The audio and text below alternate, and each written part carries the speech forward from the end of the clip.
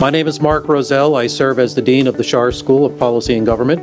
Look at the news today about women struggling for their places in places of power in all different fields, not just politics and government.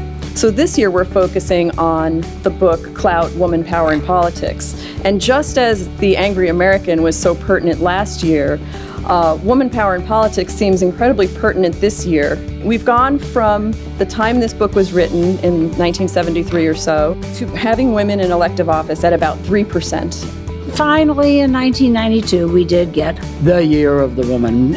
More women were elected that year than in the decade before that. These are remarkable women who have done remarkable things, particularly for young people. But we couldn't have a more polarized Congress. So I cannot say to you that women have made a policy difference. I can't tell you what a critical mass would be. I can tell you that the numbers we have now are too few. I don't blame this on women. But I do believe those of us who believe that at least a critical mass could make a difference have work to do to get more women elected to public office. And why do we focus on looks? Because we don't have an image of a woman. And if you don't have an image of a woman in power, the first woman who runs has to create that image. And in fact, I have a huge poster in my office, a World War I poster in which they found a powerful woman, and it's Joan of Arc. Because when they looked for a powerful woman, they had to go to France. And then they burned her at the stake. And then they burned her at the stake, yeah.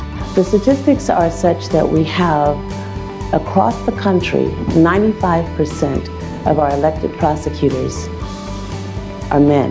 95%. 95%. And 79% of that represent white males. What is a leader? Whether it is an elected position or not.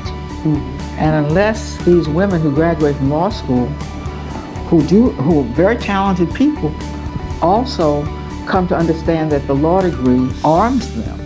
Women have got to do what women are beginning to do now. Since the election of President Trump, at least in my party, we see all these women come out of the woodwork saying they want to run for office. That's the way to go about it.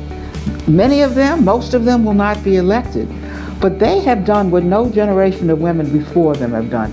They have accepted the burden. And unless women accept the burden, it's not going to happen because men are going to give up power.